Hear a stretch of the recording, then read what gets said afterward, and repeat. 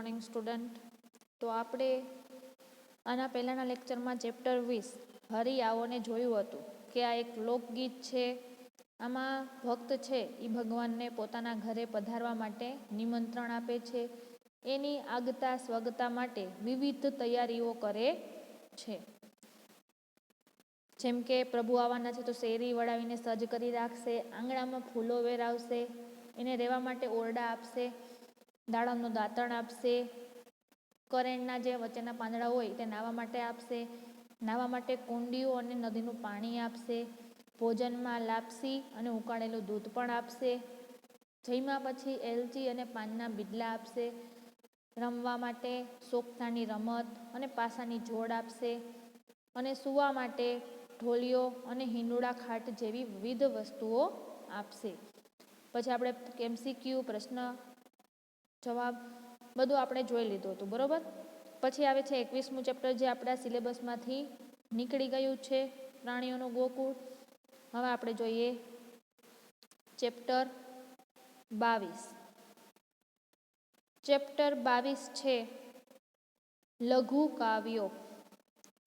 Chapter 22 છે લઘુ કાવ્યો, બરોબર.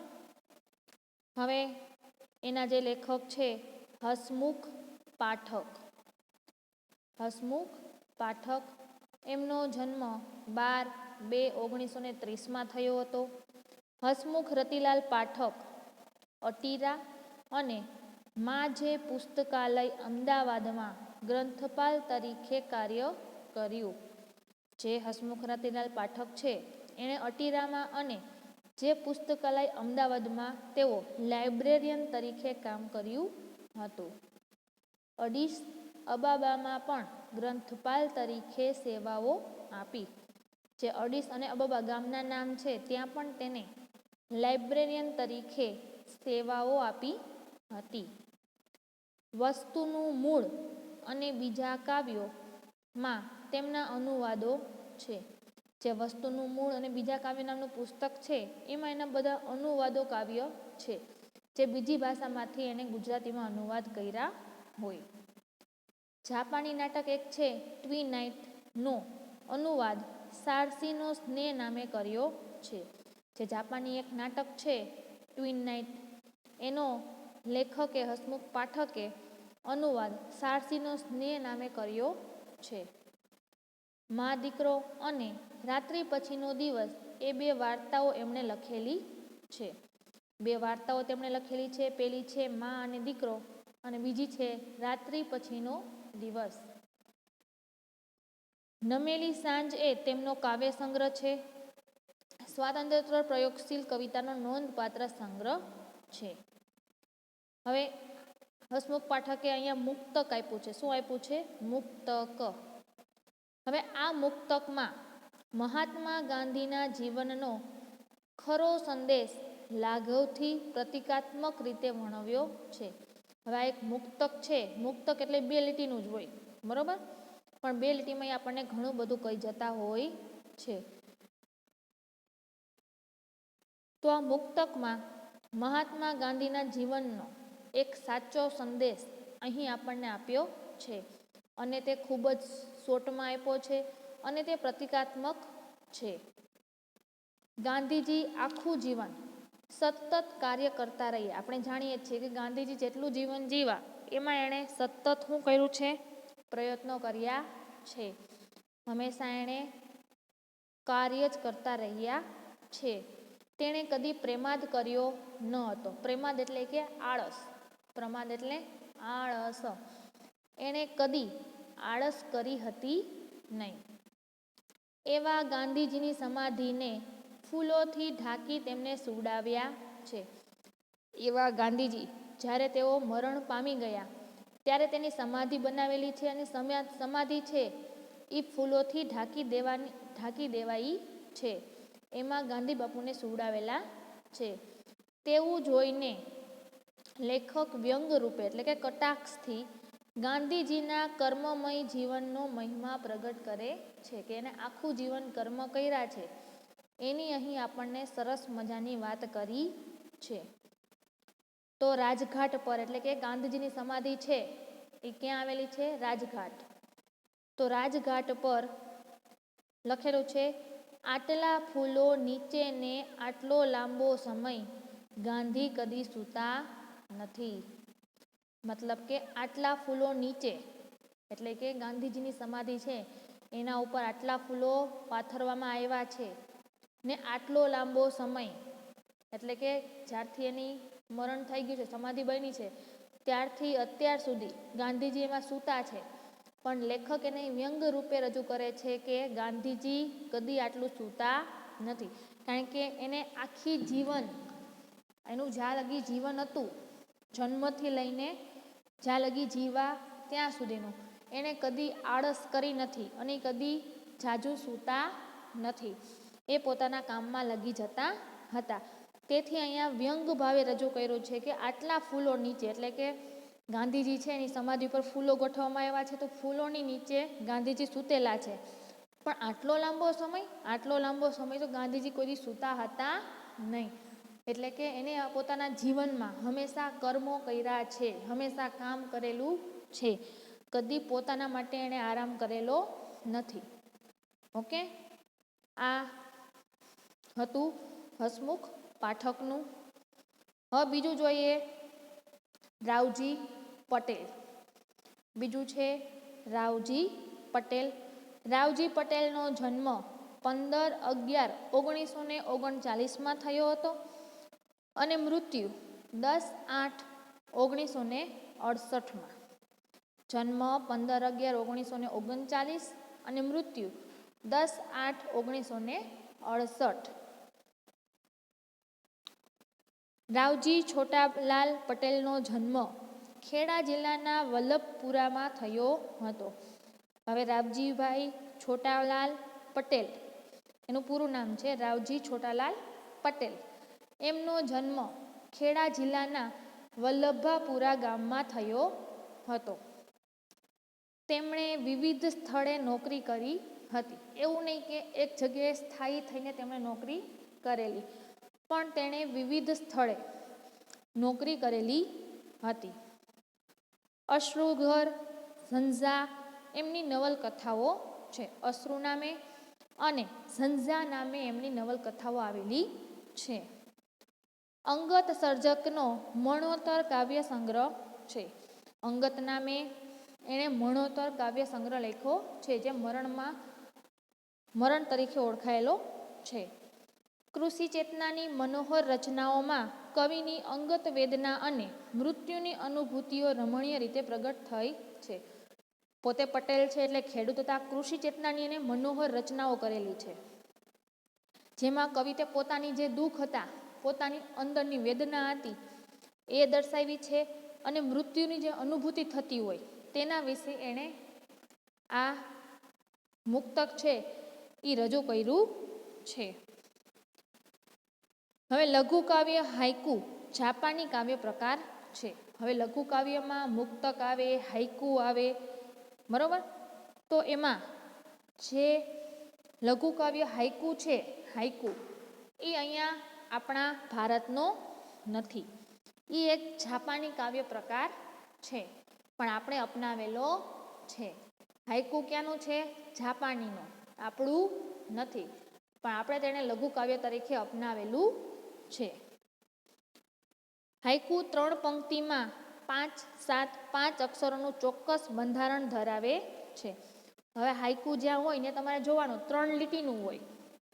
પહેલી લીટીમાં 5 અક્ષર હશે, બીજી લીટીમાં 7 અક્ષર હશે અને ત્રીજી લીટીમાં પાછા 5 અક્ષર હશે. સમજાણું?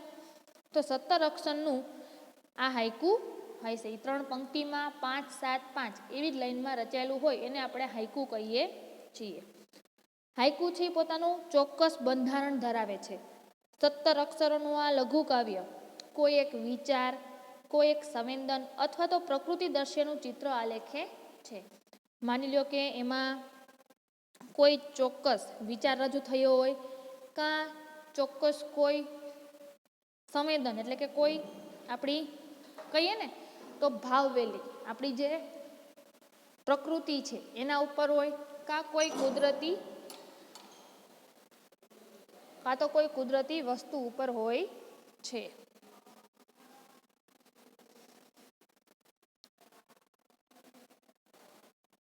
પ્રકૃતિ દર્શનનું ચિત્ર આલેખે છે. અહીં મોલથી લહેરાતા ખેતરના એક ડુંડા પર બેસી ગીત ગાતી ચકલીનું ચિત્ર અંકિત થયેલું છે.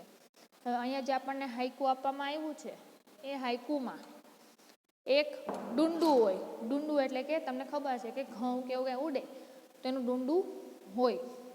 તો એ ડુંડા ઉપર એક ચકલી બેઠી છે અને એ ચકલી છે એ ગીત ગાતી હોય એવું ચિત્ર અહીં આ હાઈકુમાં અંકિત કર્યું છે. કવિએ કહ્યું છે કે ચકલી જ નહીં ડુંડું પણ ગાઈ રહ્યું છે એવું લાગી રહ્યું છે. જાણે કે ડુંડું જે ખેતરમાં છે એ આખું ખેતર ગાઈ રહ્યું હોય, આખું વાતાવરણ મધુર બની ગયું છે. હવે પહેલાં આપણે જોઈએ તો ગીત સાંભળી 5 અક્ષર થયા, ડુંડું ડોલ્યું ઉપર 7 અક્ષર થયા, ચકલી બેઠી 5 અક્ષર થયા, તો 17 અક્ષરનું 5, 7, 5નું બંધારણવાળું આ હાઈકુ છે. બરાબર. તો ગીત સાંભળી ડુંડું ડોલ્યું ઉપર ચકલી બેઠી એટલે કે ખેતરમાં કોઈ એક ગામ હતું, એમાં એક ખેતર હતું. એ ખેતરમાં અનાજ વાવેલું હતું. અનાજનું એક ડુંડું હતું, એના ઉપર ચકલી ઉડીને બેસે છે. ચકલી ઉડીને બેસે છે ને ચકલી ગીત ગાય છે. પણ એવું લાગે છે કે જાણે ડુંડું પણ ગીત ગાઈ રહ્યું હોય, જાણે કે આખું ખેતર ગીત ગાઈ રહ્યું હોય, આખું વાતાવરણ છે એ મધુર બની ગયું હતું. ગીત ખાલી ચકલી ગાતી હતી, પણ સામેવાળાને જોવાને લાગે કે ડુંડું પણ ગીત ગાય છે, એ પણ ડોલે છે આમથી આમ.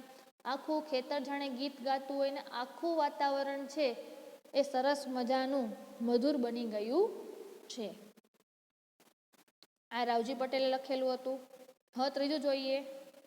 દુહામાં કવિ જગતની ઉફરા રસ્તે ચાલી અલગ કેડી કંડારનારા વીરની વીરતાનો મહિમા ગાય છે. પેલું મુક્તક હતું, બીજું હાઈકુ હતું અને આ ત્રીજો દુહો છે. શું છે? દુહો. તો કવિ જે જગતમાં સૌથી અલગ રસ્તે ચાલનાર જે વીર છે, એની જે વીરતા છે એનો મહિમા ગાવામાં આવ્યો છે. એવા વીરોનો ધન્ય છે એ જ રીતે જે કોઈ પ્રકારની પ્રસિદ્ધિની ખેવના વિના દાન કરે છે. હવે વીર છે એ લડીને પોતાના દેશની લાજ અને પોતાની જે પરંપરા છે એને જાળવી રાખે છે.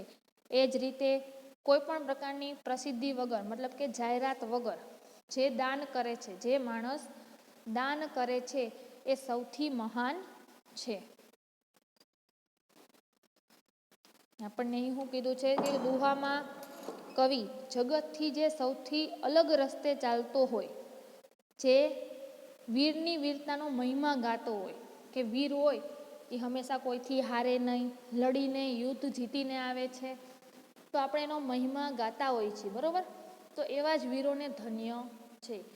એ જ રીતે કોઈ પણ પ્રકારની પ્રસિદ્ધિની ખેવના વિના દાન કરે છે એ મહાન છે. મતલબ કે તમે દાન એવું કરો કે જેનાથી તમારી પ્રસિદ્ધિ ન થાય, પણ જેને જરૂર છે એને પૂરું થઈ જાય. પ્રસિદ્ધિ કરવાથી તમને કોઈ મહત્વ મળતું નથી, પણ તમે જે મૂંગા દાન કરો ને એનું મહત્વ વધારે હોય છે.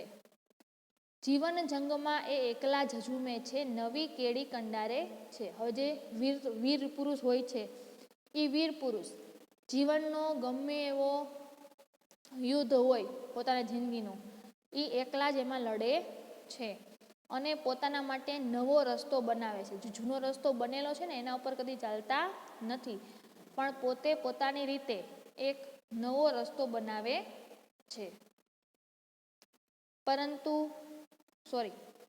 એમને ડગલે પગલે રૂઢ પરંપરાઓ, સંકુચિત લોકોની નિંદાનો સામનો કરવો પડે છે. એકલા હાથે એક તો બિચારા યુદ્ધ લડતા હોય, નવા રસ્તા ઉપર ચાલતા હોય, છતાંય આપણો જે સમાજ છે એની જે રૂઢ પરંપરાઓ છે એ એને હેરાન કર્યા કરે છે, એની નિંદા કરે છે. એને એમ કહે છે કે આ તો સાવ વંઠી ગયેલો છે, કે સૌથી અલગ છે, કોઈ સાથે ભળતો નથી, પોતાનું જ કરે છે ધાયરું. આવું બધું એને નિંદાનો સામનો કરવો પડે છે. પરંતુ આવા આવા એકલ વીરો જ દુનિયાને એક ડગલું આગળ લઈ જાય છે. પણ આવા જે વીરો હોય છે ને એ નિંદાઓ સહન કરીને આગળ વધે છે અને આપણા દેશનું નામ રોશન કરે છે. કવિ આ દુહામાં એની પ્રશંસા કરે છે કે આવા વીરો હોય છે એ સાચે જ આપણી ભારત માતા માટે મહાન છે. તો એના માટે અહીંયા હાઈકુ આપ્યું છે, તો દુહો આપ્યો છે, જોઈએ. એકલ દેતા દાન જે એકલ જજુત જંગ, એકલ જગ નિંદા સહે એ છે વીરોને રંગ. જે માણસ એકલા હાથે દાન દેતો હોય, કોઈ પણ પ્રસિદ્ધિ વિના, કોઈ પણ જાહેરાત કર્યા વિના જે માણસ દાન દેતો હોય, બીજું એ જ માણસ પોતાની જિંદગી સામે એકલો એકલો લડતો હોય, ઝઝૂમતો હોય, બધું સહન કરતો હોય, એવો જ માણસ આખા દુનિયાની, આખા સમાજની, આખા પરિવારની નિંદા સહન કરતો હોય, મેણા ટોણા મારતા હોય તો એ એકલો જ સહન કરતો હોય. આવો માણસ હોય એને આપણે વીર કહીએ છીએ. હવે જોઈએ શબ્દ સમજૂતી. તો સમાનાર્થી શબ્દમાં છે પેલું એકલ એટલે કે એકલા, એકલ એટલે કે એકલા. જુઝત એટલે કે ઝઝૂમવું, જુઝત એટલે કે ઝઝૂમવું. જંગ એટલે યુદ્ધ, જંગ એટલે યુદ્ધ. વિરુદ્ધાર્થી જોઈએ તો વીર તો કાયર, વીર તો કાયર. નિંદા તો પ્રશંસા, નિંદા તો પ્રશંસા. સૂતું તો જાગતું, સૂતું તો જાગતું. સ્વાધ્યાય જોઈએ. પ્રશ્નની નીચે આપેલા વિકલ્પોમાંથી સાચો વિકલ્પ પસંદ કરી ખરાની નિશાની કરો. પ્રશ્નની નીચે આપેલા વિકલ્પોમાંથી સાચો વિકલ્પ પસંદ કરી ખરાની નિશાની કરો. પેલું છે હાઈકુના આધારે સાચો વિકલ્પ શોધો. હાઈકુના આધારે સાચો વિકલ્પ શોધો. તો આપણું હાઈકુ શું હતું? તો આપણું હાઈકુ હતું કે ગીત સાંભળી ડુંડું ડોલ્યું ઉપર ચકલી બેઠી. મતલબ કે ઉડતી ઉડતી એક ચકલી એક ખેતરમાં આવીને એક ડુંડા ઉપર બેસે છે, ત્યાં બેસીને ગીત ગાય છે અને જાણે લાગે છે કે ડુંડું ગાઈ રહ્યું છે, આખું ખેતર ગાઈ રહ્યું છે અને આખું વાતાવરણ મધુર બની ગયું છે. તો આમાંથી કયો ઓપ્શન સાચો છે આપણે જોઈએ. તો ચકલીના ગીતની ડુંડા પર અસર થઈ. બી ડુંડું ગીત ગાઈ રહ્યું છે. સી ચકલી ગીત સાંભળી રહી છે. ચોથું ડુંડા ઉપરથી ચકલી ઉડી ગઈ છે. તો આન્સર આવશે એ ચકલીના ગીતની ડુંડા ઉપર અસર થઈ. ચકલીએ જેવું ગીત ગાવાનું શરૂ કર્યું એવું ડુંડાએ પવનમાં હલવાનું શરૂ કર્યું, તેથી ચકલીના ગીતની ડુંડા ઉપર અસર થઈ. તો હાઈકુના આધારે સાચો વિકલ્પ છે કે એ ચકલીના ગીતની ડુંડા ઉપર અસર થઈ. બીજું જોઈએ. રાજઘાટ પર કાવ્યના કવિનું નામ શું છે? જે ગાંધીજી ઉપર લખેલું છે રાજઘાટ પર, એ કાવ્યના કવિનું નામ શું છે? રાવજી પટેલ, હસમુખ પાઠક, ગાંધીજી કે કલાપી? તો આન્સર આવશે હસમુખ પાઠક. શું આવશે? હસમુખ પાઠક. રાજઘાટ પર કાવ્યના કવિનું નામ છે હસમુખ પાઠક, હસમુખ પાઠક. ઓકે. હવે જોઈએ પ્રશ્ન 2. નીચેના પ્રશ્નોના 2-3 વાક્યમાં જવાબ લખો. નીચેના પ્રશ્નોના 2-3 વાક્યમાં જવાબ લખો. પેલું છે કવિ વીર કહી કોને બિરદાવે છે? કવિ વીર કહી કોને બિરદાવે છે? તો આન્સર લખો કવિ, કવિ વીર તરીકે, કવિ વીર તરીકે એને બિરદાવે છે, એને બિરદાવે છે કે જેણે એકલા હાથે દાન દીધું હોય, એકલા હાથે દાન દીધું હોય. કાઉન્સ કરીને લખો કે પ્રસિદ્ધિ વગર જે માણસ દાન કરે છે, પ્રસિદ્ધિ વગર જે માણસ દાન કરે છે, કાઉન્સ પૂરો, અલ્પવિરામ, જે માણસ જંગમાં એકલો ઝઝૂમે છે, જે માણસ જંગમાં એકલો ઝઝૂમે છે. કાઉન્સ કરીને લખો એકલા હાથે લડે છે, એકલા હાથે લડે છે, કાઉન્સ પૂરો. જે માણસ અલ્પવિરામ, જે માણસ લોકોની નિંદાનો એકલો સામનો કરે છે, જે માણસ લોકોની નિંદાનો એકલો સામનો કરે છે, એકલો સામનો કરે છે. કવિ આવા માણસને વીર તરીકે બિરદાવે છે, કવિ આવા માણસને વીર તરીકે બિરદાવે છે, કવિ આવા માણસને વીર તરીકે બિરદાવે છે. જે માણસ એકલા હાથે દાન દેતો હોય એટલે કે કોઈ પણ પ્રસિદ્ધિ વગર દાન દેતો હોય.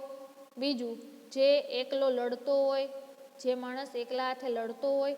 ત્રીજું, જે આખા જગતના લોકોની નિંદા એકલો સહન કરતો હોય. આવા માણસને કવિ વીર તરીકે બિરદાવે છે. બીજું જોઈએ, રાજઘાટ પર માં ગાંધીજીનો જીવન સંદેશ કયા પ્રતીકોથી વર્ણવ્યો છે? રાજઘાટ પર માં ગાંધીજીનો જીવન સંદેશ કયા પ્રતીકોથી વર્ણવ્યો છે? તો આન્સર લખો રાજઘાટ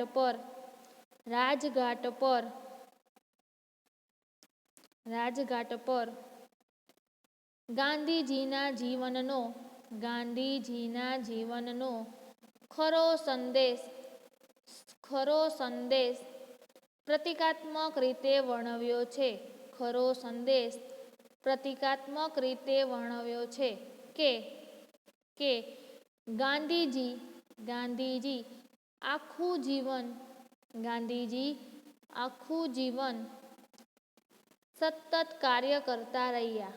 ગાંધીજી આખું જીવન સતત કાર્ય કરતા રહ્યા.